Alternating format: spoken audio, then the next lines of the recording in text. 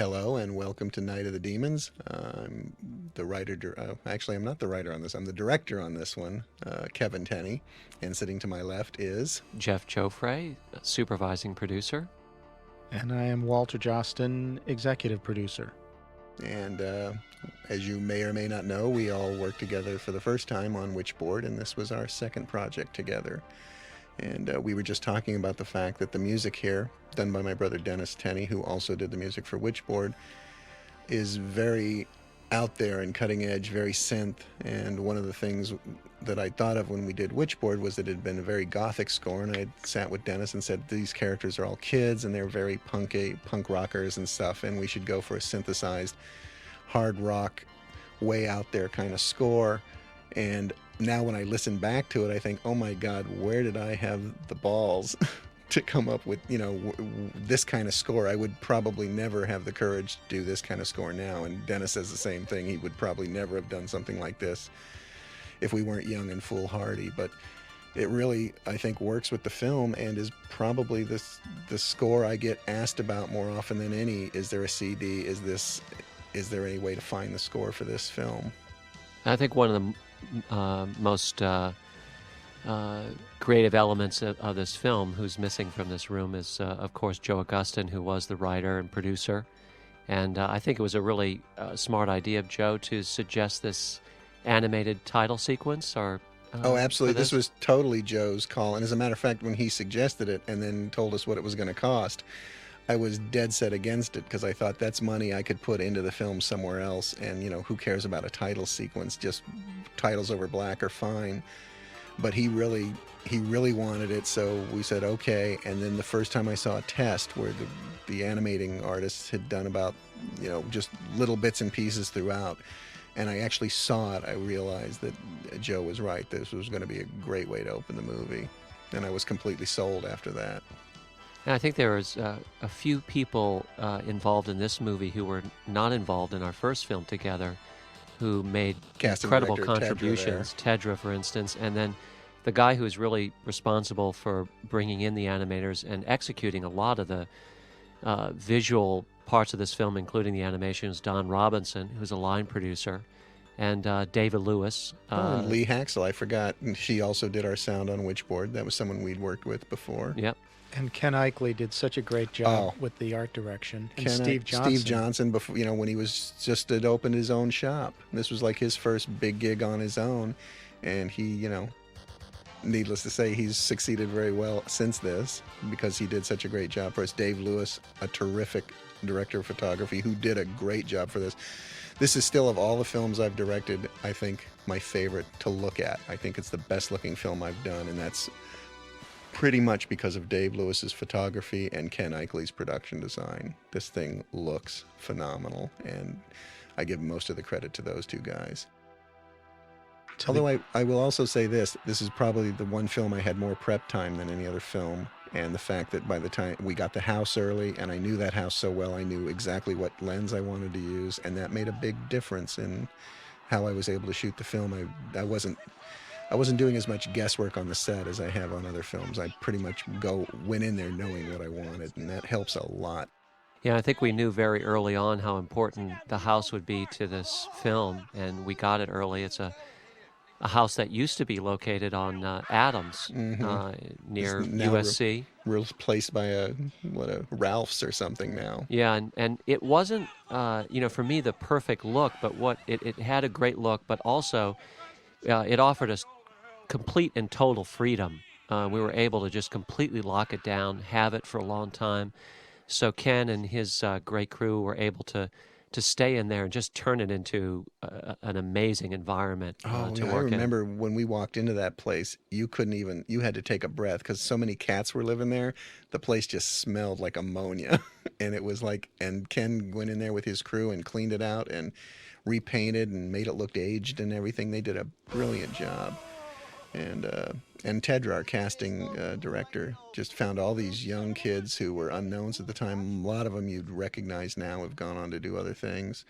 But and as with other films we've done, Kevin, the cast on this got along so well with one another. I think you and Tedra did a good job picking people not only who were good for the roles, but also who were good together. Joe as well, choosing kids who really were easy to differentiate from one another, personality-wise. And we're excited to be doing it. You know, Kathy, the girl here, our lead, was a struggling actress, but she had been working as a waitress and was able to quit her waitressing job when she got this part. And then, of course, went on to star as J.R. Ewing's second wife for a couple of seasons of Dallas.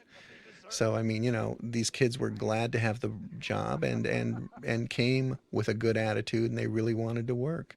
Alvin Alexis, I think this was he was ready to go back to New York on the eve that he was cast in this picture. He'd come out here for like 6 months, given himself 6 months to get a job, and had read for us, and we were still seeing other people. And like the night before he was about to fly back home and give it up, we called him and said, you know, you got the part. Lance Fenton, another guy who was just great to work with. And, you know, and Kathy here is, I mean, she's just cute as a button and sweet, and she's got that little voice. And so cute here, you know, had her little bare rear end scene, and she was so nervous about it before we shot it, and then we shot it, and she just got into character and was strutting around, taking her pants off, and wasn't even thinking about it. Was like, so after like the second take, was so comfortable because she was just so totally into her character, she wasn't even thinking about it anymore. But she was just an absolute delight to work with, as again the whole cast was. I can't think of anyone that wasn't pleasant to work with. And again, you know, the look, we went for long lenses here so that everything had a very flat look, so that when we went to the house and went to short lenses, everything would have a very deep look, and the house would be very distinguishable from the rest of the film. So anytime they're outside the house, not around the house, we shot everything with long lenses, which basically what it does is it flattens the surface. It brings the wall up very close behind people. Then once we got to the house, we shot everything with short lenses so that the walls were very far away, making the room much more deep and ominous. And the lighting here is much more, you know, it's bright, it's flat, they've got lights. Then when they get to the house where there's supposedly no power and everything's being lit by flashlights or moonlight, it's much more moody and shadowy. And we got like our first, or second, I guess the first one was the rat dangling. This is our second false scare. I think it was an exhausting film to shoot in many ways. It was a tight schedule, and a lot had to be done on it. And almost everything was done at night. I think there's just a few times when we're in the day. Yeah. And well, the film takes place supposedly over one night, so it's all night shoots with the same costume. So we had to have 10 different versions of the costumes so that they were slowly getting more beat up as the night went on.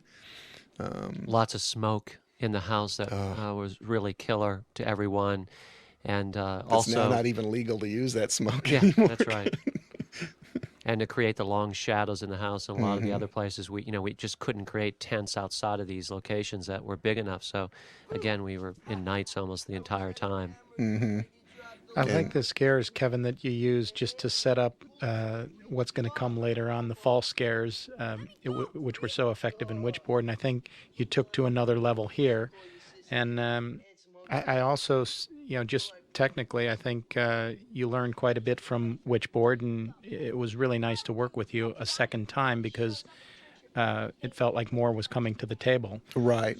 Well, yeah, I feel the same way about you guys, that, you know, you had grown so much as producers that, I mean, you know, I think you look at this film versus Witchboard, which Witchboard I still think is a really great film and holds up, but this one looks more professional and more polished. Yeah. I think we were very conscious, too, of wanting to just challenge ourselves in terms of the visual effects in the film, whereas Witchboard, we relied on the story and the drama and almost took pride in the fact that it was all $1.99 effects. Yeah, that it was a character-driven horror film, and this one we went much more for let's, you know, really go for the gore and effects. And which is one reason why choosing Steve Johnson became such a key to the absolutely. whole thing. And then Don Robinson's scheduling of 6 hour, 8 hour. I think there was even wasn't there even an 8 or 9 hour makeup job? Oh yeah, I'm sure near the end when Angela's fully possessed and half burned, I'm sure that was like.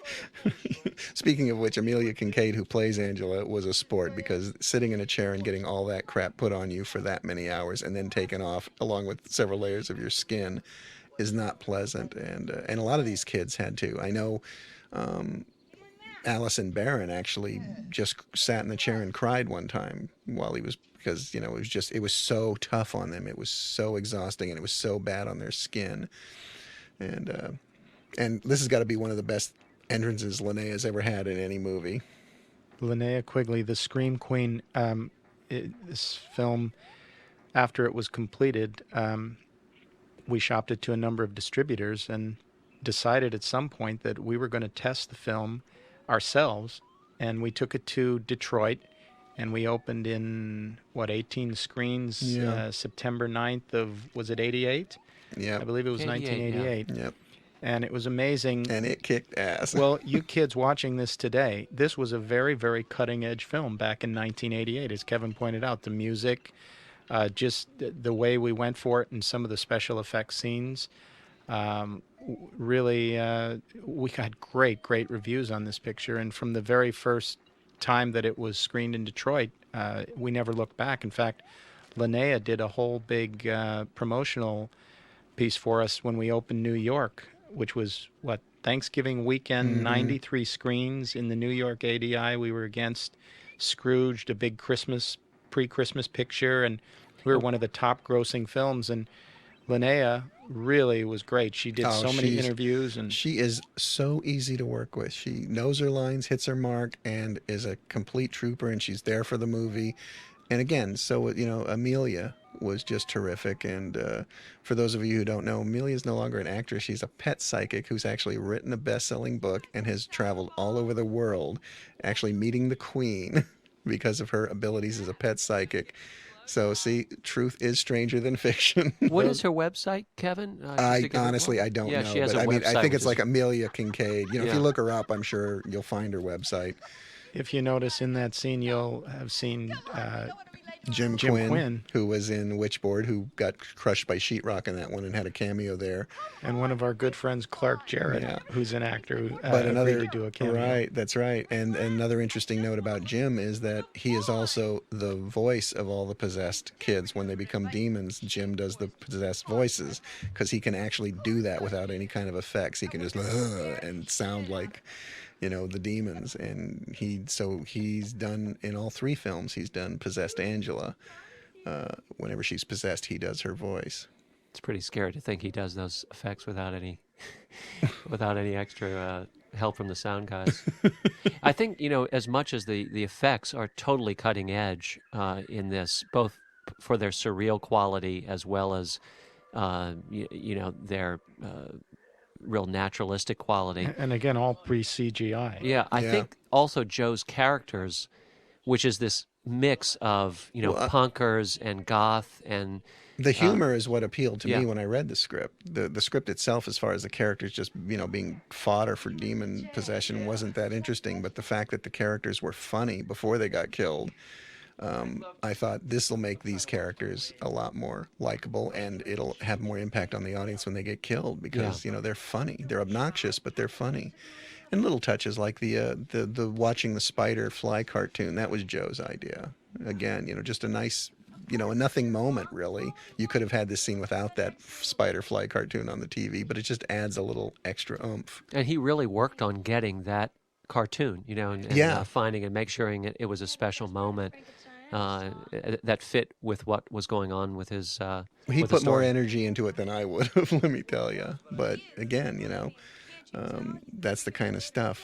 It's nice when you have someone doing that stuff for you as a director, because you've got about a gazillion other things you're dealing with. So if someone will take one moment, one thing for you, and that's one of the reasons I like working with you guys, Jeff and Walter, is because you will take something and run with it, and you will find the perfect house or the perfect costume, and you won't give up on doing that until it's done.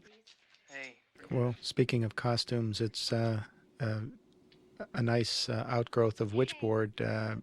One of our investors in Witchboard wound up doing some of the costumes at the end of the film. The wedding stuff. Yeah. Yeah. And then comes on to this project as the lead costumer, and I think did a great job. Donna absolutely. Made all these costumes from scratch, because that's the whole point. They're all wearing Halloween costumes, so we couldn't just go to a store and buy clothes. And And the black wedding dress that Amelia wears, I think, is just phenomenal. And the Alice in Wonderland costume, which if you do you remember that in the script she was dressed as Little Red Riding Hood?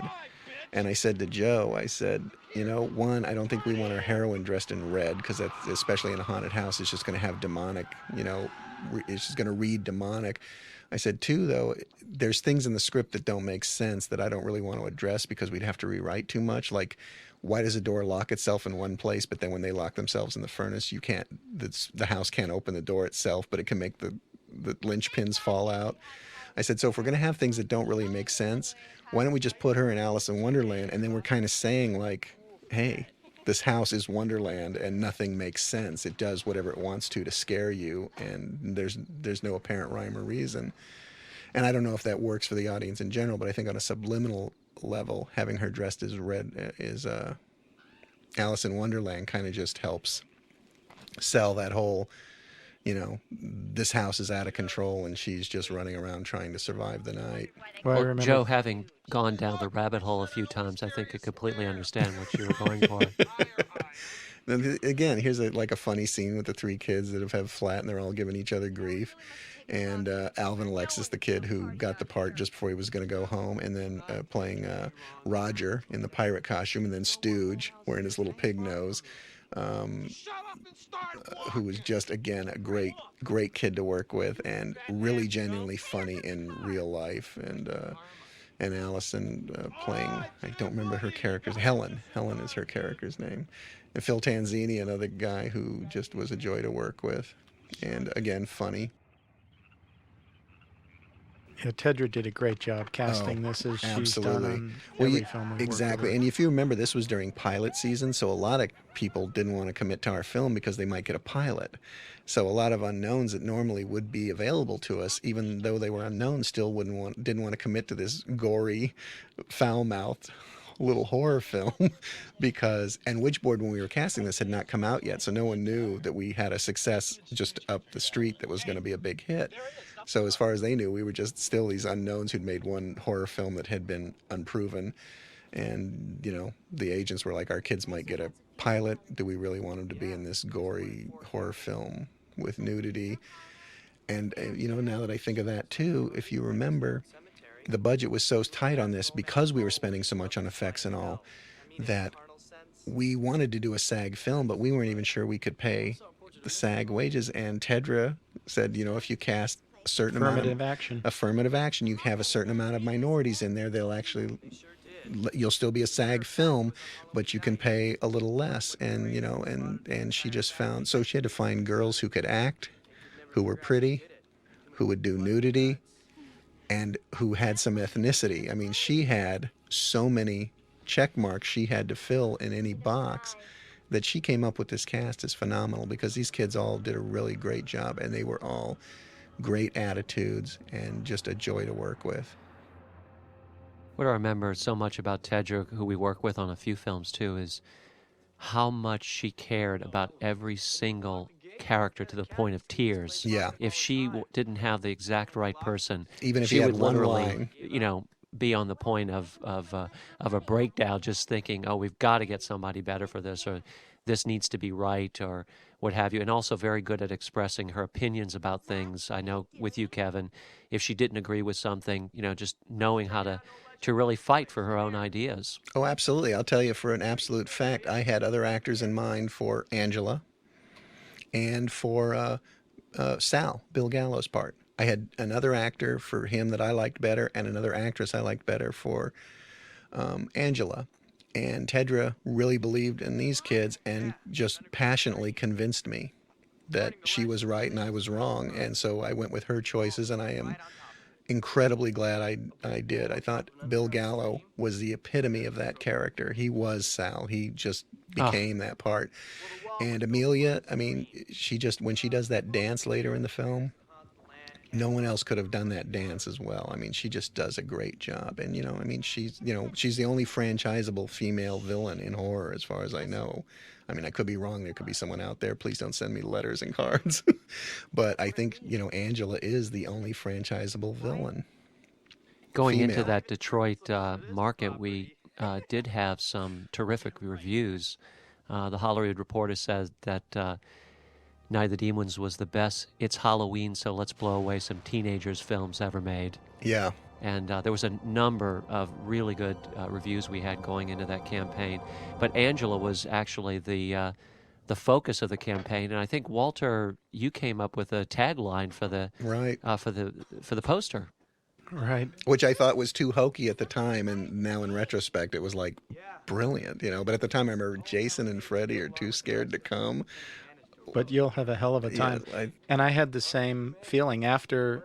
It was just something I threw out in a meeting, and Dwayne Meltzer, who did the key art, did a great job, snapped his fingers and said, "That's it." And I looked at everybody and felt, please don't put that up on the poster, because if it doesn't work, yeah, it's my fault. Yeah, Madison Avenue gets paid millions of dollars to come up with these taglines. But you're actually right, I believe. It did work, and it told people what the film was about and created a challenge. And well, that's the thing. I think the one sheet with the cut line and the picture of her, nobody went into that film and didn't get what they thought they were getting. So many times one sheets make the film look like one thing, and so the people that would have liked it stay away because it doesn't look like what they want, and the people who go to see it then badmouth it because it wasn't what they wanted. And I said, the Night of the Demons poster completely tells you what you're getting. So if you don't like the poster, you won't like the film. And if you like the poster, you will like the film. Well, as you know, this is a collaborative situation, and things never work out exactly 100% perfectly for all parties involved. And no, absolutely not. You know, Joe wrote a really, really fine script. And I mean, everyone that I know, from Kevin and obviously to come aboard as director, and others, we originally had, at one point, another director involved. It was, I believe, John LaFia. Yes. And Child's Play. Yeah. Went on to do Child's Play. And for some reason, that didn't work out. And, we, after having had such a great experience with Kevin on Witchboard, and by this time, there was already some success with Witchboard. We knew that we had something there. Well, it had been sold, you had a distributor and all, but it hadn't been released yet. Right. Actually, you're right. It's... But we knew we had a decent film, and so we all felt it was best to do this. And I know Joe wasn't convinced right up front, and I don't know how he feels today, but the fact is the film did get made, and it's actually a film that we are all proud of here. And I mean, look at that shot. I mean, it just looks great. I love the way this movie looks. Yeah, well, people all over the world have responded. I mean, I have posters from almost every territory internationally. This put Republic Pictures, their new company, on the map. Just go on eBay, you will find bootlegs of this thing from everywhere. I mean, people want to see this movie in any format they can get it. And that's, it hit a nerve somehow. Well, Joe he really does know how to write to the youth market. And again, this was a cutting edge film for its time, and it holds up today because of it. The music is great. Joe picked a lot of that music, and actually, the Bauhaus tune, I think he had another Bauhaus tune in mind for the dance, and Mimi, or Amelia Kincaid as she's called now, brought that particular Stigmata Mater in and danced to it, and we all just said, "Oh man, that's got to be the song." But yeah, I mean, it's just the film looks great. You know what? One of the things when I read the script, my concern as a director was that really nothing gory happens, or really, till like halfway through the film. It's like a lot of these kids just talking and being obnoxious. And although some of the dialogue was funny, I thought, geez, that's a long time to just be waiting for stuff to happen. So I thought, there's all these intricate shots I've always wanted to try, and in most films, there's no place you can find to put them. I said, but here you got a scene with 10 kids standing around talking and things that really lend itself to it.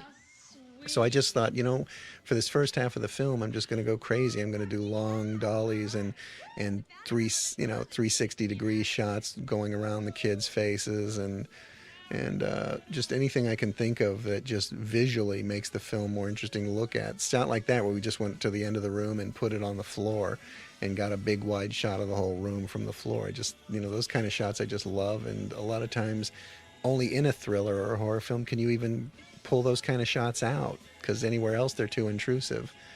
And it was just, so I really got to play a lot with the camera. We got, we used a camera for the dance scene that's only really used for rock videos, and we grabbed it and said, let's use it in this scene. And well, I think, you're talking about how you were able to use those kinds of shots.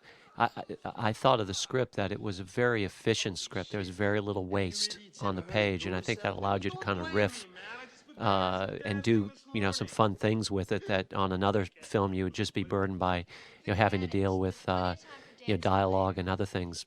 And I don't think there's much that was in the script, Kevin, that didn't end up in the film itself, or at least an unrated version. No, absolutely. Whereas in Witchboard, we ended up cutting like 30 minutes worth of stuff from the rough cut to the finished film.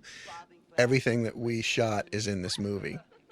Everything. There wasn't a lot of fat on this thing. This thing was like, I think when we tacked on the end credits, we had exactly a 90-minute movie. The uncut version, I think the cut version is like 87 minutes. That was 3 minutes of gore had to get lost. I think there was very little development or script changes. There was almost nothing when I came on. Like I said, the main change there were 3 changes I know with 4 changes I was responsible for. One, just changing her into a Alice in Wonderland costume, as opposed to Little Red Riding Hood. Joe had one line where Angela, while she's talking about this place, says the house, it's not haunted, it's possessed. And I said, that's great. That separates us from haunted house movies. I said, extrapolate on that. And he went back in and wrote more where she says, oh, it's possessed, and made a big deal about it being possessed, because I thought that's interesting. We're not dealing with ghosts, we're dealing with demons. This house isn't haunted, it's possessed. But even Joe did the rewrite. I just was the one who and it was based on his idea. I just said, let's really get into that more. The other thing, I guess, was it's funny, you said how you came up with the idea for the cut line and then wasn't sure about it after everyone else liked it. That was my thing with the lipstick through the nipple. Was in Joe's script, she coughs up bile on herself and burns a hole just in her chest and pushes the lipstick through. And I thought, geez, bile spitting. We saw that in Exorcist. And I thought, what would be more interesting than shoving it? And I thought, through her nipple, what if she's drawing on it so it's very sexy, and then whoosh, it goes in. And then after I said it, I thought, oh, that's really creepy. I don't know. But everyone loved it. And so the next day I came back and I was going to say, you know what, I don't think that's a good idea. But everyone was already talking to Steve about how to shoot it. And it was like everyone just thought that was a great idea and they were running with it. So I said, okay, well. And then the whole time we shot it, I wasn't sure. I thought the ratings board is going to cut this out. And it, it turned out to be the memorable scene of the movie. And the ratings board never said a thing about it. And I was floored. They never brought that up. In fact, we had issues with them in order to get the theatrical release. Of other scenes that I never thought they would touch, yeah. And then the one I thought they would definitely go after us for, the lipstick and the nipple, like you said, just didn't even affect them. But you had to, I think I was on another film when you were dealing with the ratings board, so I wasn't really involved there. Yeah, we had a lot of give and take. In fact, there are lines that are cut, that we cut from the film to sacrifice for, actual footage getting cut of an effect, just so on the list of things that we were telling them we were going to do, they would see, oh, no more sour balls, mm-hmm. and no more this, no more that.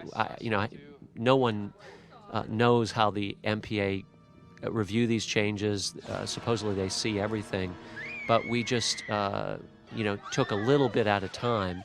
And I think they realized it was a fantasy, like as with the lipstick through the breast. And we also made it so that we could always go back to the original version if we had to. So I guess we sort of wore them down when it was all said and done, but we went back and forth quite a bit. And I think the poster, too, we were really worried about them having a problem with, and that wasn't a problem at all. No, it had the crowfoot tiara, which I think Donna designed. And yeah. Oh, yeah. No, I know. It's amazing. You just never know. Although... my wife's niece had a little girl at the time, and when this came out on video, they had the big standee, the 5-foot standee of Angela standing there with the blinking lights in the video store. And every time they walked past it in the mall, she would burst into tears because the big demon was in the window. So it's like, you're scarring my child, Kevin. This is a great shot, Kevin. Thank you. That was, as a matter of fact, I remember when we were setting this up and you had to get all the actors to stand in place and then glue a piece to the fake floor so that we could see everyone's reflection. And a lot of the kids, the actors, were going, "This is a great shot. Have you done this before?" And I said, "If I'd done it before, would I be sitting here with all sweat? Because it's taken like half a day to set this shot up. If it doesn't work, I'm screwed." Well, the good thing, you were able to get so much accomplished with one shot. Yeah, and it's much more interesting than just, close-ups of the kids standing there saying those lines, seeing them in the broken glass. That was the thing. I was trying to think of all these different ways to shoot all these dialogue scenes and make them more visually interesting than just master close, And the floor was the actual floor with the mirrors on it was perpendicular. Right, it was a fake floor. It was like 4 feet that was, exactly at an angle. With fake ceiling behind them. Right. Also standing up perpendicular to the floor. And then the lighting had to be adjusted so that it looked like the way the light would be hitting the floor. All this stuff, I can't help but think of Ken Eichly. Every single inch of this house was painted and to aged look like by him, and it was just such a beautiful job. That eerie green of the of the walls halfway painted up to give them that hospital funeral look. Just great stuff. And again, you look at this big long tracking shot to give you an idea of how big the house is. Some of those rooms were actually connected, but a lot weren't. And what we would do is I would shoot one room and go right up to a door, and then Ken would have to take that door off, go to the next room, put it up, and I'd start on that same door, and we'd push it open, and we'd be in a new room. And he had to keep taking doors down and rehanging them for each section so that I could give the effect that we were one long tracking shot through the house. Ken Eichly passed away, I think, after the 4th film that we made together. He passed away while another film we were all doing together, Pinocchio. Yeah. He passed during prep on that film. And for me, it was like kind of a whole spirit to art direction, in the films that I made kind of went, passed away with him, because I just don't think there was anyone to match his style and what he could get for no money was just incredible, on a small budget. Yeah, this film, again, I will go back and say that I credit the look of this film mostly to Ken and Dave Lewis, the DP, that this film looks as beautiful as it does. Yeah, it is a good-looking film. I used to love going to the theaters when we opened in Detroit. I went to, I think over the 3 days that I was there, every single theater. And it was fascinating because some of the theaters, those were the old days when there were still privately owned theaters, or as opposed to the big multiplexes. Yeah. And one theater, the Dearborn in Michigan, in Detroit, had the old, little ticket booth with 2 ticket takers on either side. Yeah. And here's one of those big panning shots. Hey, I think we're smelling multiple ghosts here. Go ahead, Walter. I just wanted to draw attention to it while it was happening. Yeah, they had one ticket taker in the window, but then sitting next to her was a made-up Angela, and somebody had looked at the poster and then created their own special effects makeup on a dummy. So cool. And it was those kinds of things that really, I think, made a difference in why we did so much business in Detroit when we opened that first weekend. And people just really, really responded. Never underestimate the power of salesmanship. I think it's a good film and I think it looks great, but, it could be mishandled and not do as well as it had done. Well, we had a really good trailer, and the poster, as you said, sold the film. And in Detroit, we did some radio stuff, and I forget which one of the actors came with us, but we did some promotion with one of the actors. And, of course, in New York, we had Linnea Quigley. And when we opened Los Angeles, we had 73 screens. And wow. Halloween weekend. And, again, did huge business. Yeah, Billy Gallo went back there for us. And he's a Philly boy, right? Helped sell the film in New York and on the East Coast. And Joe Justad was a young man who cut the trailer with a couple of other people, both the television spots and the theatrical spot, and did such a great job.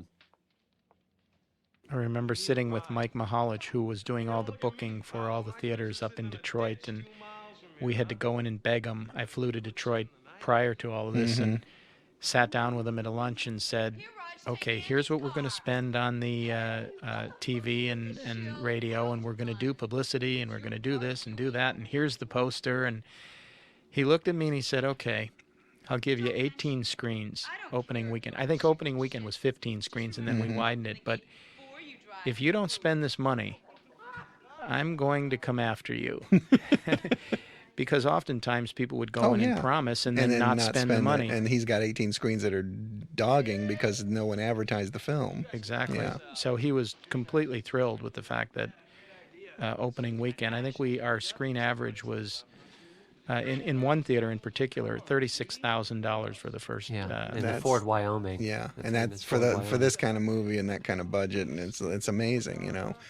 And just again, you know, salesmanship.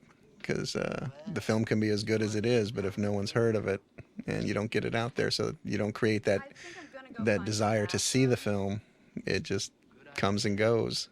Well, it was really fun every time we'd hold a screening to know that we had the goods. Well, this is a crowd pleaser. It really is. It really is. It's a fun movie, and it's like, you know, and it doesn't tax you too much. You don't have to sit and think any deep thoughts. You just watch the pretty naked girls and the exploding heads and the cool shots and the funny cast and just party hardy and enjoy it. And it's, you know, and of course our first hot lesbian kiss that many critics mentioned.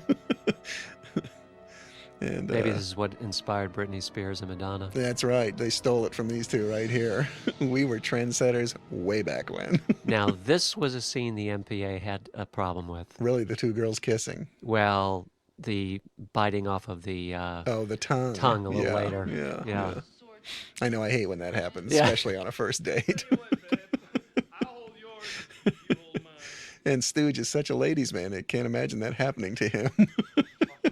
He's so suave and deboner. And there's Amelia with her possessed, I'm sexy, but man, are you going to be screwed when I get done with you. But here's a perfect, I mean, just look how beautiful this is. Dave with his Super Troopers shooting through the windows. You know, and just, and that flashlight, the real one that he's carrying, doesn't really give off enough light, so they had to like take out the bulb and put in, because it's battery operated, but it really didn't give enough light to light, so they had to run a wire down his arm and all, and really light it with a stronger bulb and more voltage to give us enough light. So I mean, just, you know, Dave is really a creative DP.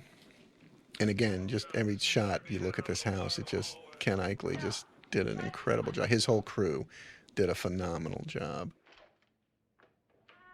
Well, watching this film, you know, 20-some plus years later, and seeing what is done today with CGI and, you know, computer effects, and knowing that everything on this picture was a practical effect is just, it is amazing. And on the budget, I mean, this was probably $1 million movie. Yeah.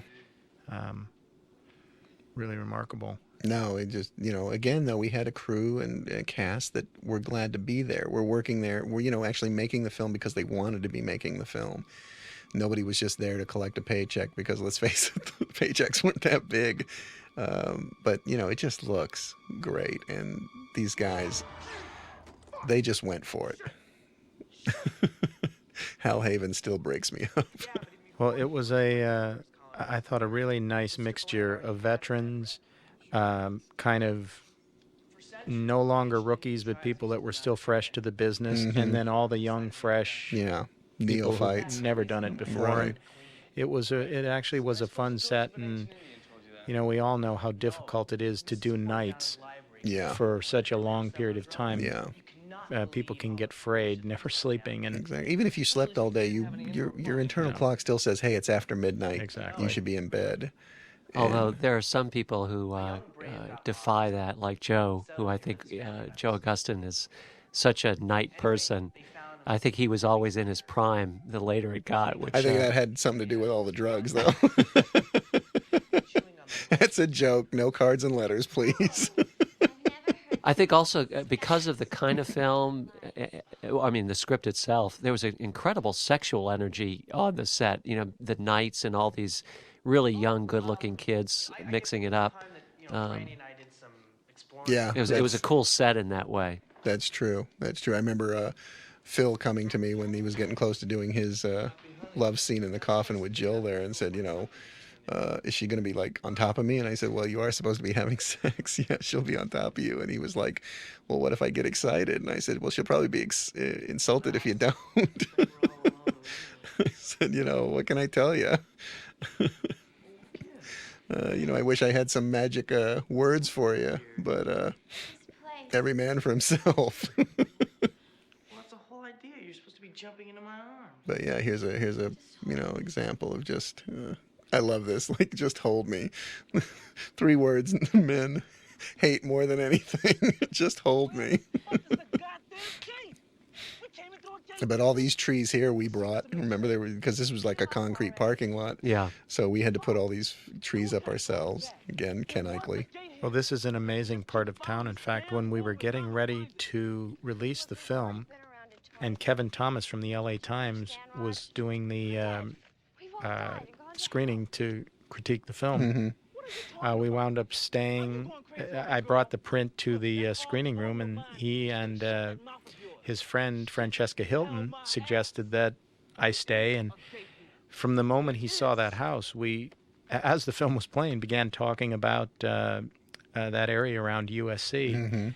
And Kevin has purchased property in that area, owned it before, and has been doing that off and on for years. In fact, I believe he grew up there, and so was really very, very knowledgeable about that particular house, the houses around it, who lived there, who didn't, and of course how the neighborhood has changed. But it's actually completely come around, and people are investing in that area and buying those old Victorians. Oh, absolutely. Turning them into Adams. They call it the Adams District. Yeah. And Walt, I think that was Night of the Demons 2 that he gave the review on.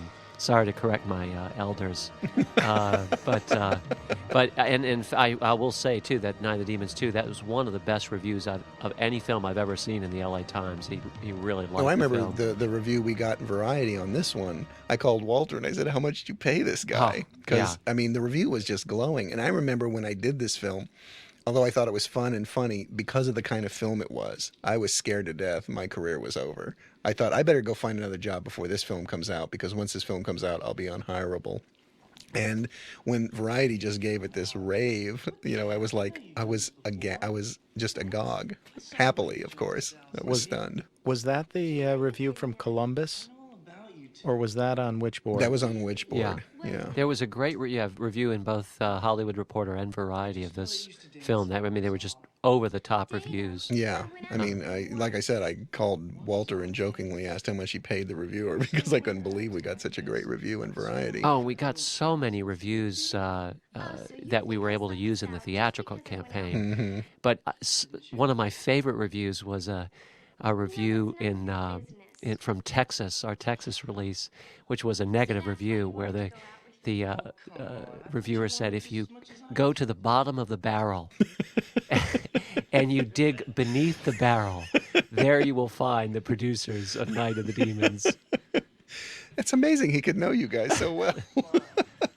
and as edgy as Joe's script was, it really fit into the films that Walter and I had done with, of course, Witchboard, but also have done since, where in the horror films that we've done, that this theme of the importance of friendship, the importance of love, being true to the people that are around you and who you love, and how breaking those bonds creates a weakness in terms of your spirit. This film actually,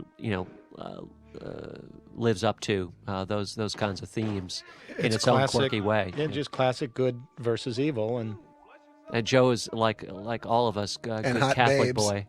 Hot babes semi-dressed is always a plus too. Yeah. Icing on the cake. Now here's like a really nice effect. It was basically just the makeup effect was created. She had straps to her lips that as she just leaned forward, they tightened and stretched her mouth out.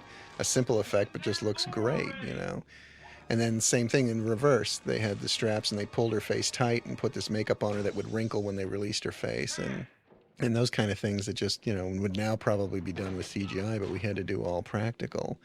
And they took a long time, and they had to be lit correctly, because when her face goes from flat to wrinkled, we had to have a light on her front so that it would flatten her out. And then as the wrinkles came, we had to slowly fade that light out and light her from the side so that you could see the shadows and the wrinkles. So it all had to coordinate. The makeup, the lighting, and the actress all had to coordinate their motions and movements together to create an effect that lasts all of like a half a second on screen, and would now probably be done with a CGI. Would Steve Johnson have been 20 or 19 or 20 or 21, I think, when he did this film? Well, he was already heading up Boss, wasn't he? Yeah, but he had Boss was a fairly new company. This was like the first film for him to really show off what he could do on his own, because he had been working with someone else at that point, like Richard Edlund or someone, right? Yeah, the guy at Boss, and they had done Big Trouble in Little China, right? Ghostbusters, and then, this is really the beginning of his shop, XFX. Right. This was his, right, you're right, Boss. But this was his first one under his own banner. Yeah. So here's where we use the remote dolly and crane that the camera operator actually operates from another room and has a video attached so the camera can float around her. And they usually only use it for rock videos, and they would used to just attach a very small video camera to it. And so we had to attach this big movie camera to it. And I think what we ended up using was like an IMO or something, the smallest film camera we could, so that the arm of this little remote dolly could actually handle it. Did Mimi choreograph her? Yeah, she choreographed the dance. Yeah, I did all this, choreograph to get up to the dance, because I knew very specifically I wanted her to act like, if she'd just been possessed, that the demon was kind of getting used to the body and kind of walking around and touching herself and enjoying what she had.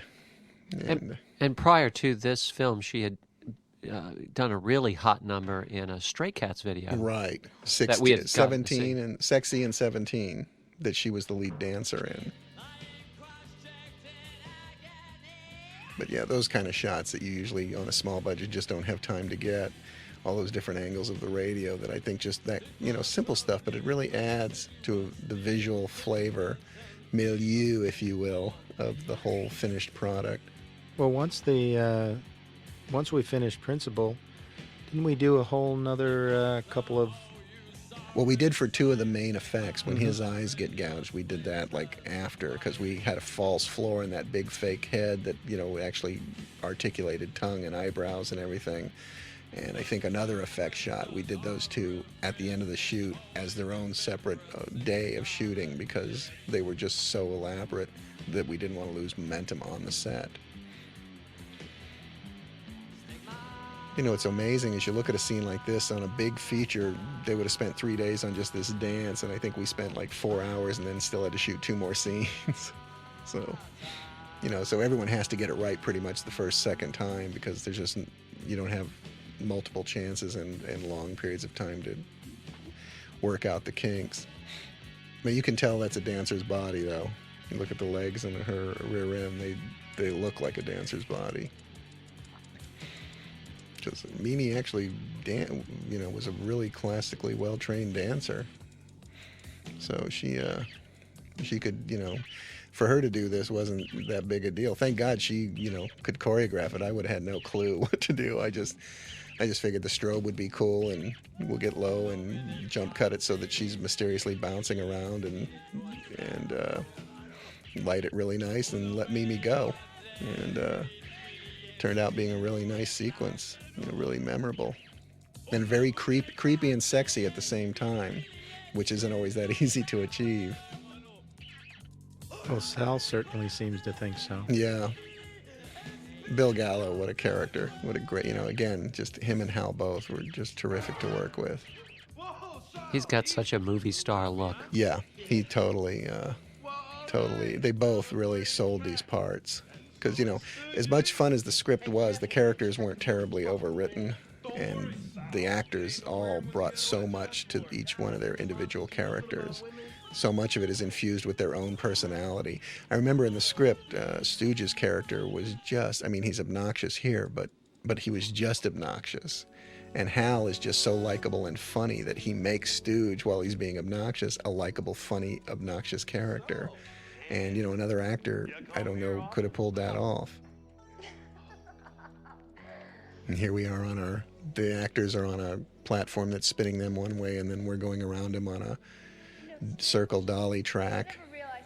So again, we have to deal with the strobe lights and the candle lights and the practical lights that we're using that are above frame out of the shot, and turn them off and turn them on as we're going around. And then, of course, when she starts biting him, then we go into hyper mode. So then everybody has to do what they were doing, only 10 times faster. Yeah, as you said, Jeff, this was a ratings issue with the yeah. Because this is real horror. There's nothing fantasy about this. Yeah. And, you can sympathize with the rating board really having to deal with this. And specifically what we're doing here is chopping out frames at a time and going back to them of the tongue hanging out. Just chopping a little tongue frame here and a little tongue frame there. And the lingering effect of there. And there's Sal, he's got one of the best lines coming up here where he says, he goes, "No, I live in a nice home with plastic on the furniture," which is just a great vintage Joe Augustin line of dialogue. One of my favorite lines of all time of any movie I've done or seen is when he says, "It's not the weird ones you got to watch out for." Didn't your mama teach you nothing about women? Yeah. And Linnea, which, she had done Return of the Living Dead at this point, hadn't she? Yes. So she had been possessed before, but this time she actually had to be possessed and talk for a long period of time. But she's usually a victim. She's usually the little ingenue who gets killed. So I think for her, she really enjoyed the fact that she got to be one of the psycho demons. But I know, too, even for her, and she's a vet of these kind of films, that the makeup effects were grueling for her. And well, she spent a great deal of time with Steve. Yeah. Well, yeah, I mean, Not just in the makeup chair. Yeah, apparently. well, they ended up getting married after this. They were dating, and because he had to make her false breasts. So I told him, I said, well, you pretty much owe her dinner after you've slathered stuff all over her boobs, So, but that's how they met. She came in so that he could make the prosthetic. So she had to take off her shirt, and, he had to, like all of 20-something, this girl he'd never met before, he had to stand there and rub goo all over her boobs.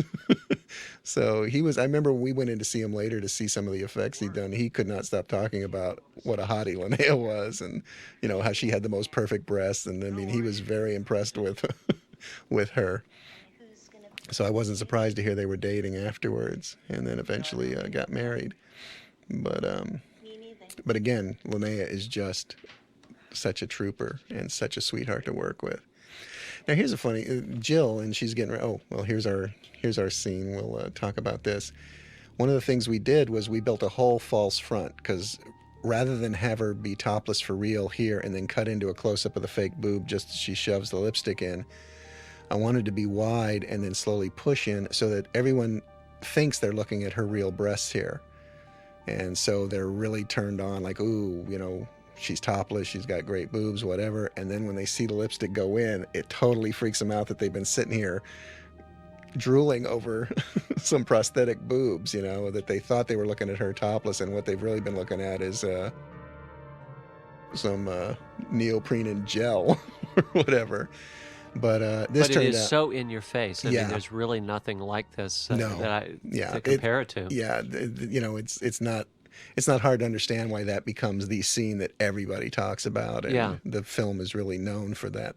And it really, moment. In terms of state of the art and pushing the art, I think it's a moment too where, people, other artists, craftsmen looking at this realize what you can do with those prosthetics. Which, with heads chopping off and different things that people had done before, it doesn't really show it off as much. How you that was just a whole front piece that she had her head down so you couldn't see where it blended on her neck. And then, well, this is the actress actually had her real hands. They put some gel on it that would protect her hand and burn, and then she just stuck her hands in a fire just before she raised them for the shot. And then into water right after. Yeah, and then right into water right after. So, but it just, while she's talking and she has her hands down, they're not actually on fire, and we light them just before she lifts them up into frame. So it gives the effect that she was sitting there with her hands burning the whole time. But again, that she was game to do it. That she was actually said, she trusted us, said, okay, we're going to stick your hands in fire. Okay, I'll do that, and boom, she's in fire. But going back to Linnea's breast scene, that was just a whole front piece that was put on, and then the lipstick was collapsible. It collapsed down to just the handle part, and then she was able to shove the handle part through the nipple, which had a slice in it that was just invisible to the eye. But it turned out great, and it's an effect that everyone remembers. Here's a nice creepy moment. That, again, just a slow dolly in, and then a couple of grips jump on the bumper of the car. Alvin does such a great job, too. Yeah, I've seen this in the audiences. When he starts leaning toward that windshield, everybody just pushes back in their seat. It's like, don't put your face against the glass. What are you thinking? Because everyone knows something's going to happen. They just don't know what. Almost every audience, when we were testing the picture, who saw this part would start talking to the film about Oh, absolutely. Absolutely. Don't. What are you doing? Oh, no, don't. Dude. Yeah, big scream. I think Alvin's character is like the Brody character in Jaws. He's the one that's like, let's get out of here. And everyone in the audience is like, yes, listen to him. He wants to leave. Let's go. And one does. Exactly. No one listens to him. He's the smart guy, the guy who wants to leave. Again, Linnea was just so, this was like, I'd shot a nude scene with Tawny in Witchboard, but this is the first time I actually shot with someone who was just so at ease. Like, I was the nervous one, and she was just, okay, kick off my pants, lift up my dress. She's just such a complete trooper. And just, if that's what the script calls for, she does it. And there's no complaining or whining and she made me feel comfortable because she was so comfortable. If she'd been like skittery or, skittish about it, I would have been a wreck. And she was just, so easy to shoot. Although I do remember when they had to come in and ADR this, Lance, because he had to do all the uhs while we were all standing around watching him, kind of was getting embarrassed. Not shooting it, but when he had to come in and do the ADR afterwards, he was like, man, this is embarrassing.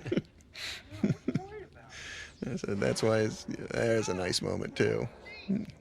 But see, here's a great effect coming up that we shot later on a false floor so that we could, the articulated head could be reached with wires and cables from the back. But, people are just amazed because, you see the mouth moving, you see the tongue moving, you see the eyebrows furrow when his eyes get popped. And that, I think, was the other big scene with the MPAA, Yeah. struggling to really get as much of that effect in for the R-rated version. Of course, now the video DVD release, you have the liberty of doing both. But right. We really wanted to give the R-rated audiences as hardcore an experience as possible. Speaking of great effects, Jill Terashita, ladies and gentlemen, beautiful girl.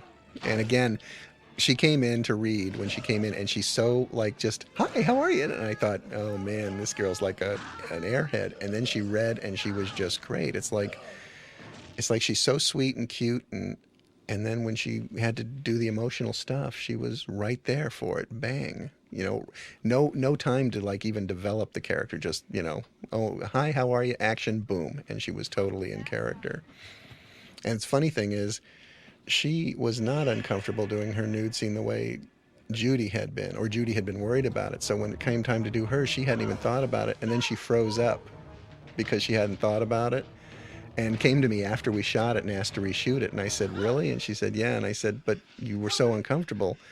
You really want to take your clothes off and shoot this scene again? And she goes, well, I'm going to be naked in the movie anyway. I don't want to be naked and suck.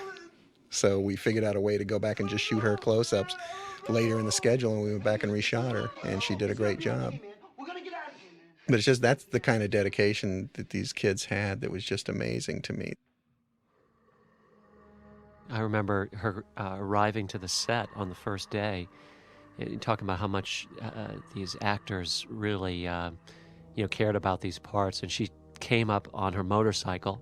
Yeah. And she was about maybe 15 seconds late or half a minute late. And I was doing parking, and she didn't really know who I was. And she said, I got to get to the set right away. I can't be late, and zoomed off to exactly the spot where she needed to go.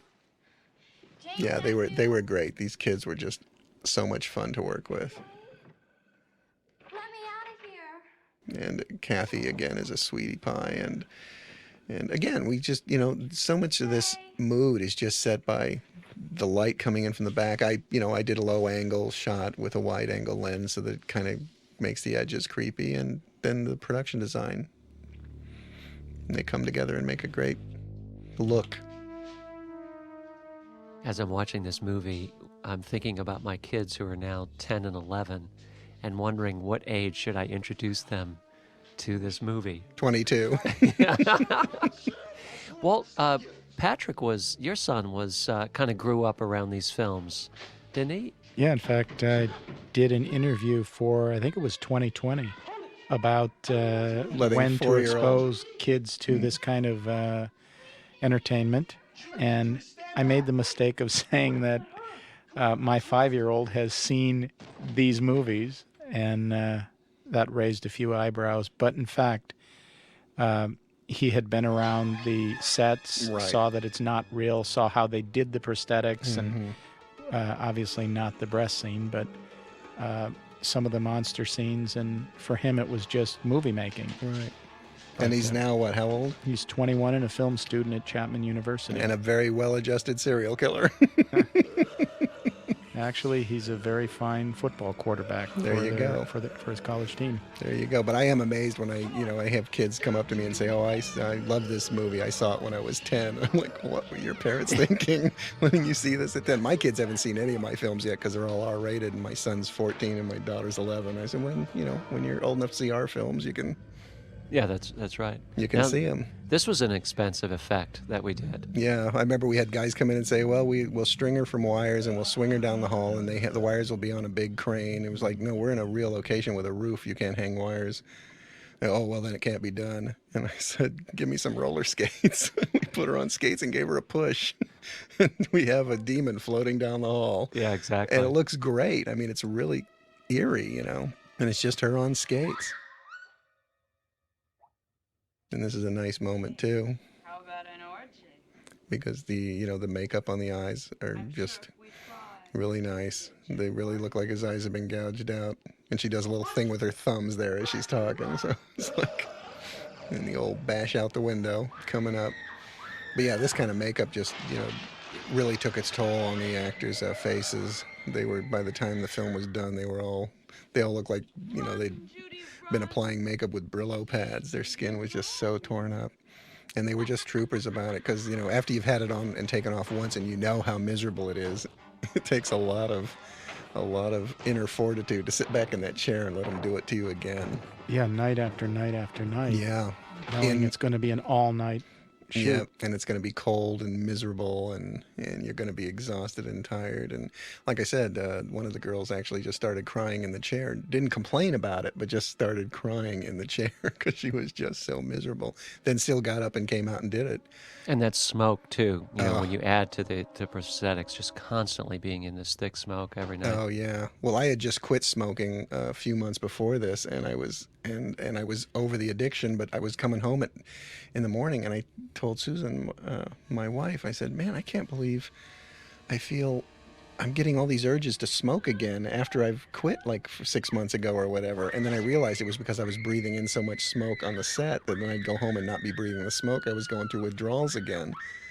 I love this. Yeah. When she kicks the arm. Yeah. Which is the arm is on a wire attached to her. It's really thick and made like a real arm, and it weighs like 30 pounds. And Steve Johnson was worried about it getting damaged when she kicked it, so he crouched down just below camera to catch it, so it wouldn't get hurt when she kicked it. And she nailed him in the chest with it, knocked him flat on his ass. But here's another shot we did with a camera that's usually just done with a video camera for rock videos at the time, and we used it here to do some interesting stuff. And here's another thing, I don't remember who the operator was on this, but He was really good too, because we had to, in order to have this zoom back, this pull back down the hall look as fast as it is, she runs up and then he has to switch the speed on the camera so that it's under crank, so that when we pull back it goes fast. And the lighting has to be he has to reset the f-stop at the same time so that the lighting doesn't suddenly get brighter, because we're shooting at a slower frame rate. And he had to do that all by himself in a moment. I believe that was Ed Giovanni. Yes, you're right. Actually. It was Ed Giovanni. And I was going to mention his name earlier in the context of the fact that we did light this very low so that we could get those great shafts coming through the windows, and he did do a terrific job. Yeah, because he had, as anyone who shot a movie or knows anything about photography, the lower the light, the harder it is to pull focus. So he had to really, work at it and know his stuff and hit the marks, because otherwise we'd have had a lot of soft shots. We probably do have a few in the film. They're just not so soft that anyone really notices. But amazingly, when you think about the low light and all the camera moves and everything that was going on, that we don't have a ton of out of focus shots is just amazing. But again, the crew was just very dedicated. I remember when we set up the gaffer, Ono? What was his name? Azusa Ono. Azusa Ono. He said, "What's the first shot so we can set up the light?" And they say, the kids are all standing in a circle, the camera's here in the center, and we do a pan all the way around all of them. And he goes, and I said, "No, I'm serious." And he was like, and the minute he realized I was serious, he said, "Okay," and just walked off and did it. But, when I first said it, he laughed because he couldn't believe that we were going to do a shot like that. But he went and he lit it, and it worked beautifully. I think challenging people like that ends up being such a important thing in these kinds of movies, because it really gets people involved and gets the most out of all these great craftsmen who work on these films. There's no sense having these people who can do this stuff and not challenging them, because if you don't challenge them, then they're doing it in their sleep. This is stuff they've done before. People get excited when they get to try something new. And so many of them are filmmakers too. Exactly. You work with these people on the sets. They may be actors, but they're also filmmakers, writers. Exactly, and they and everybody wants their job to look good. They want whatever they did on the film to be outstanding. And you give them a chance. You say, "Well, give me something that you haven't done 100 times on 100 other films," and they don't bitch and moan. They actually want to do it. They're like excited to try and give you something new that hasn't been seen. I think Dennis's score is really good through that running that we just saw. Again, because it's away from that gothic. It's and it's very like ding ding ding ding. But again, it's something I would probably never have the balls to do today. But yeah, it really helped keep the frenetic pace, because things, when they're running, they're full out. Lots of going on, and his music is really right there with him, bit. So that's really nice. And then when it slows down, the music, does a real nice job of staying creepy and moody. But again, you just look at the lighting and the set design, and this film just looks terrific. I mentioned earlier, going to the theaters was always really fun, because I knew we had the goods, and when the prints of the film were really, really well struck as well. Well, I remember after it had been on video for a while, and I'd seen it on video a few times, and then it was screened in Hollywood again for like a revival, and I went and saw it, and I'd forgotten how much you lose so much on the video. It was like seeing the print again was like, man, this looks good. I hope now that it's finally on DVD that people can see in the home how really rich the photography and the set design are on this thing, because it's lost on video. It really is. One of the reasons why we went with Anchor Bay on this DVD release was how much all of the guys at Anchor Bay really loved this movie, and it was really fun to talk to them as fans, and the excitement they had, when they found out they were going to get the movie, and really glad they want to do such a good job on it. Yeah, that's important, because at this late stage, you still want the people who are coming on board just now to be as excited about it as the people who shot it originally, 15, 16 years ago, whatever it was. Jon Stewart did stunts on this movie. It was our first film with him. Yeah, and that was a great stunt there that had never been put on film anywhere, the two people intertwined doing a backflip, huh? Yeah, that's right. I remember him setting up the cardboard boxes for them to jump in. Because it was too narrow, the area in there was too narrow for an airbag. And they're setting up cardboard boxes, and I said, these people are doing a 1.5 flip off a 3-story building onto cardboard boxes. Oh yeah, we do it all the time. Like, you do it all the time. You're crazy.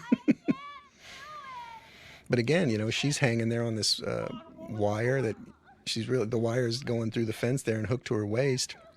And I mean, it's a big, thick wire, but, you know, would you dangle 3 stories with just a wire holding you? I don't know that I would. And she was letting go and swinging her arms. And yeah, and these scenes are done very quickly. Mm-hmm. I mean, I think our schedule was 23 days. Yeah. And with all the effects and the prosthetic makeup. Oh, yeah. And again, night, and you're slowed down because everything's a big lighting setup.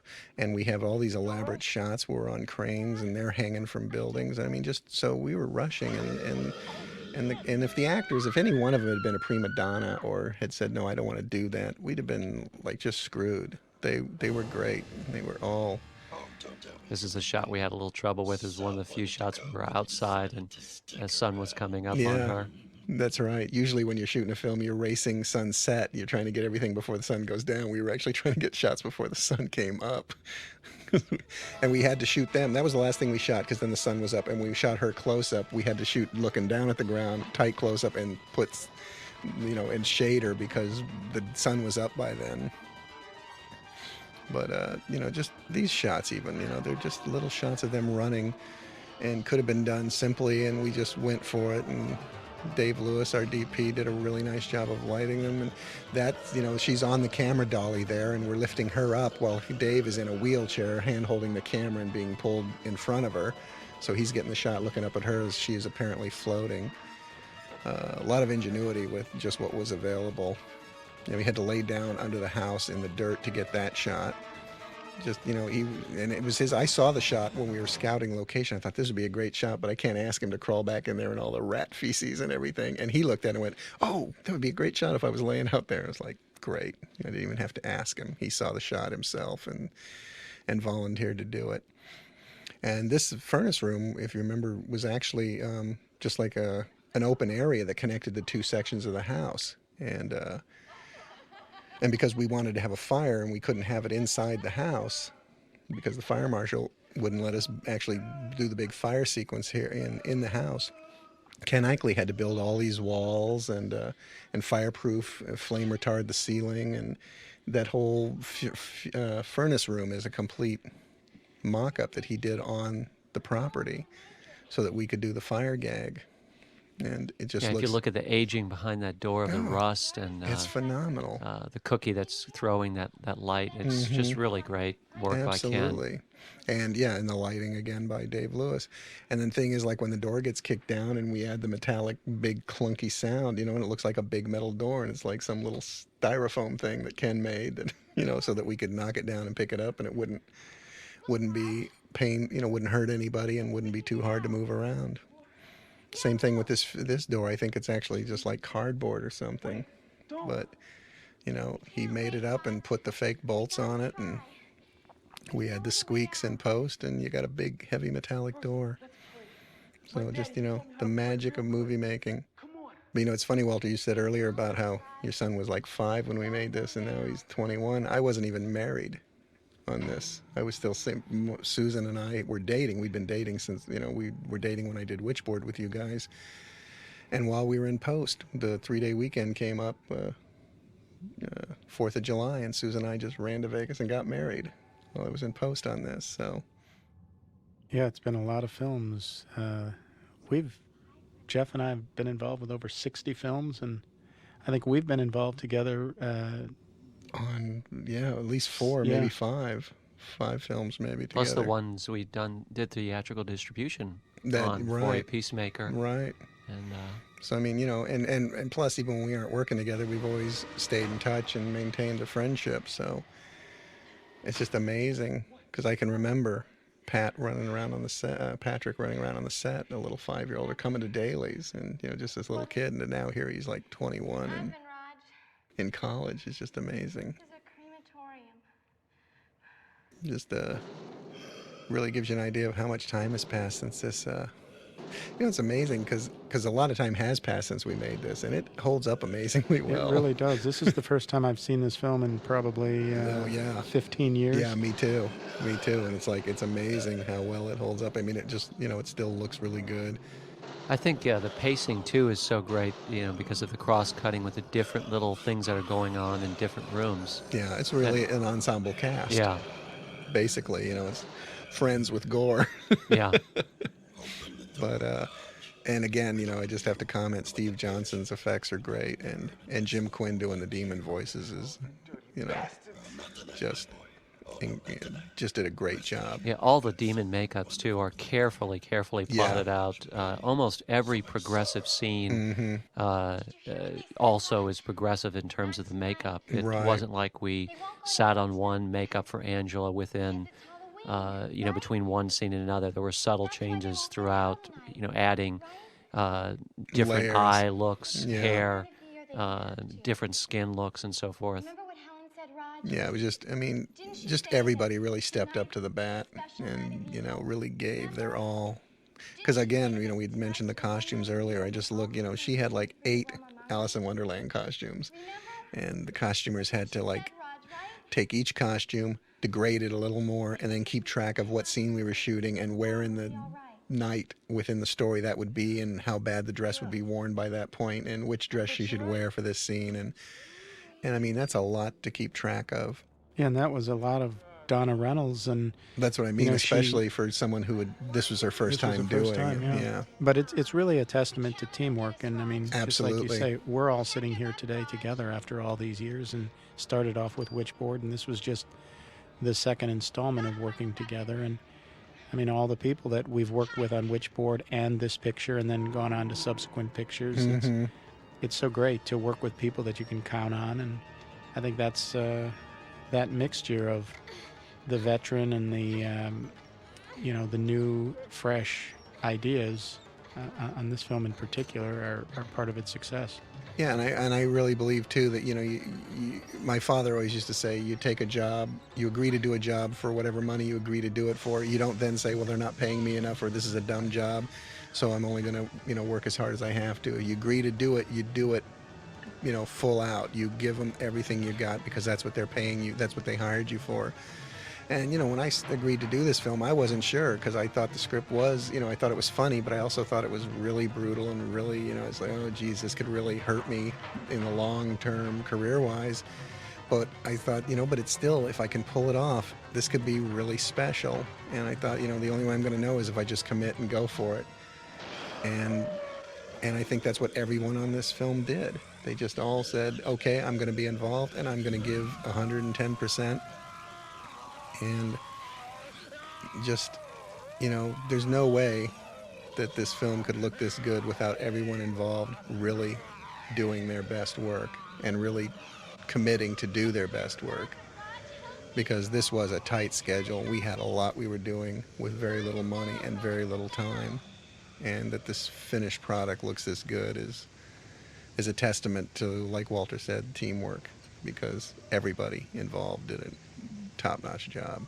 You know who I'm really impressed with as we watch this without the sound is Alvin, Alexis, how much he's doing with so little dialogue. Yeah. Again, the script is very efficient. There's not a lot of time to develop the actors in terms of dialogue, but Alvin just gives it his all. Yeah, he does so much with his eyes and just his expressions. Yeah.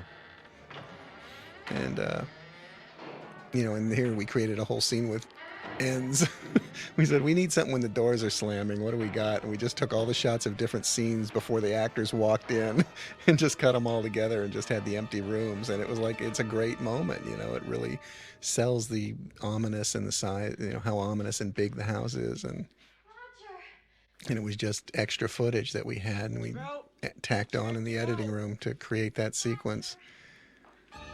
Again, another really nice job. I screwed up here. I should have gotten, after she ducked, I had to stay wide so that we could have the reveal of him. But when I came back to him, I should have been in closer, because on video you don't really see his eyes bleeding as well as they, it's a great effect. He's got these empty sockets and the blood comes pouring out while he's talking.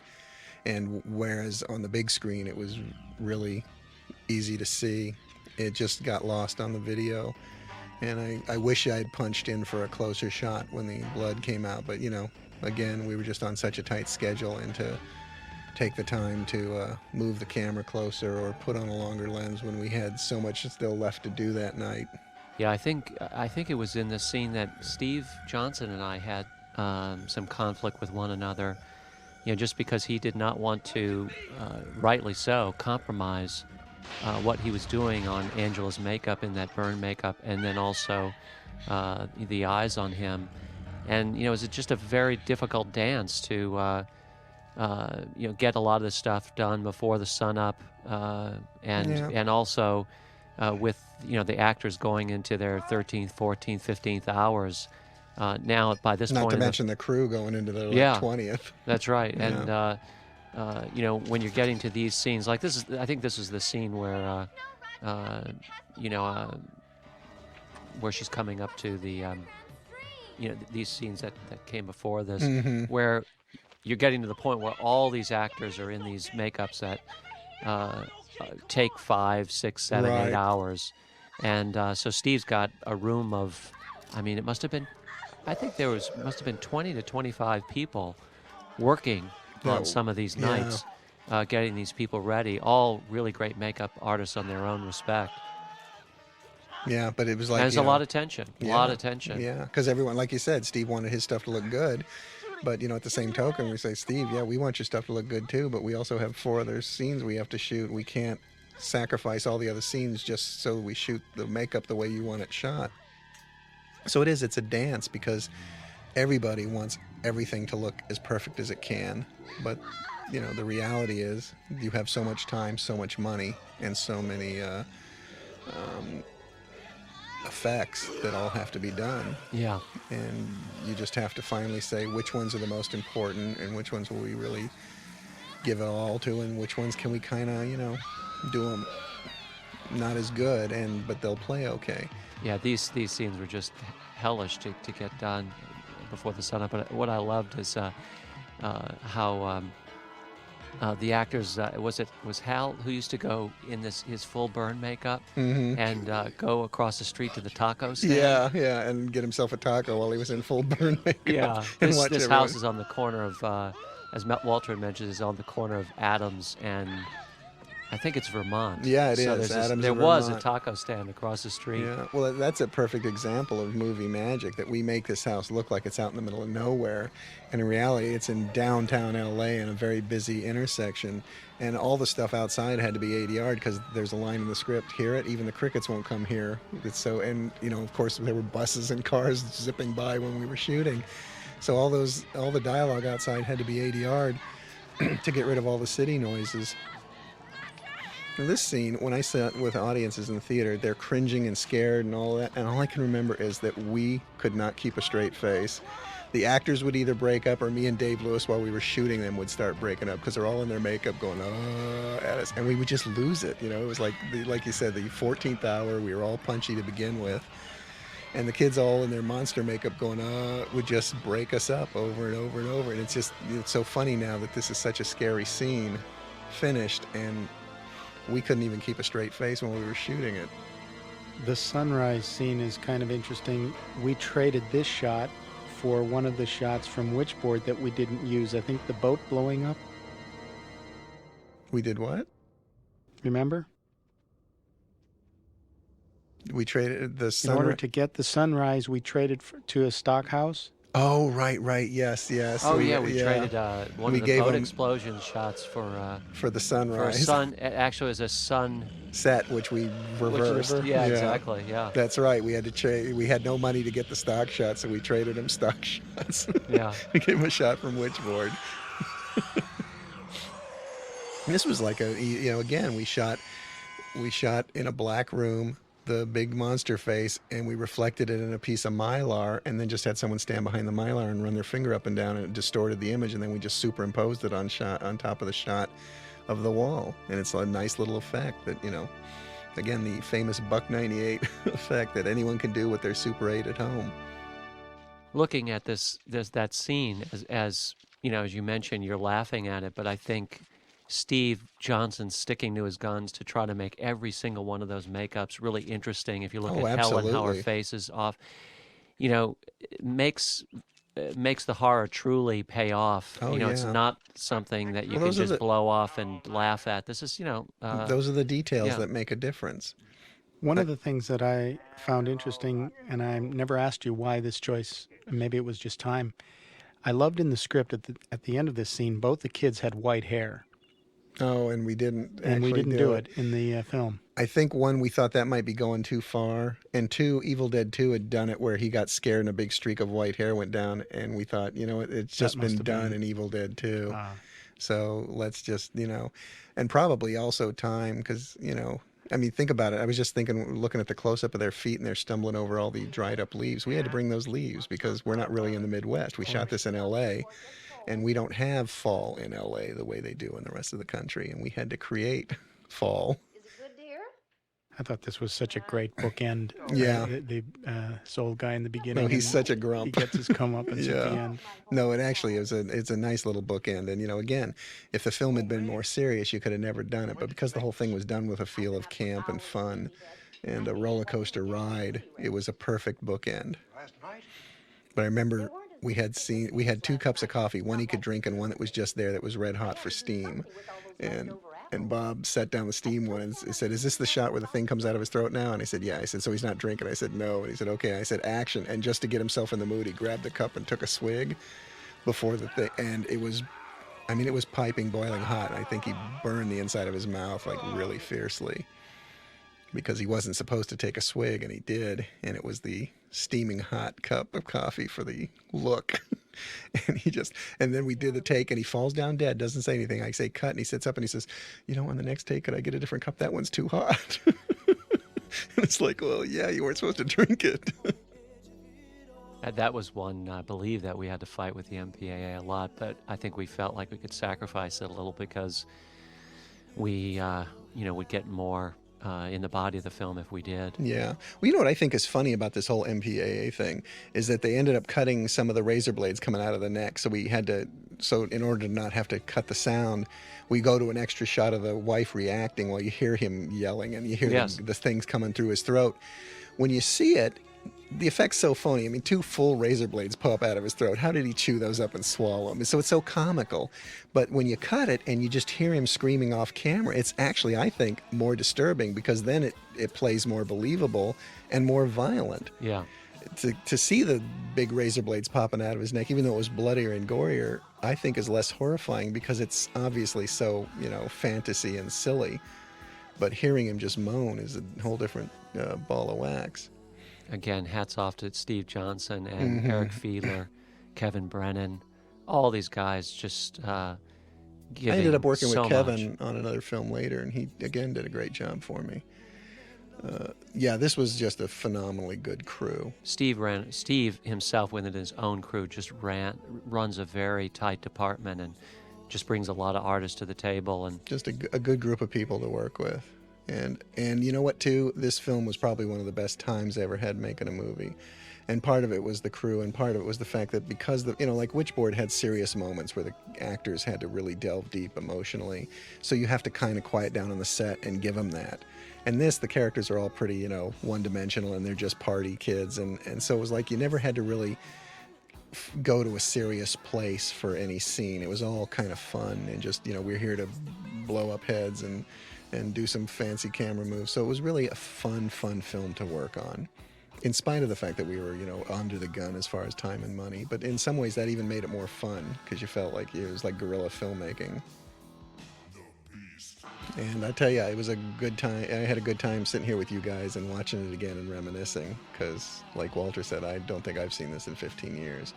And we appreciate you, the audience, sitting through this film a second time because obviously you sat through it once and then you came back and watched it again with this commentary. So thank you. Hope you enjoyed it. Keep an eye out for Daymons 2 and 3 coming soon to wherever.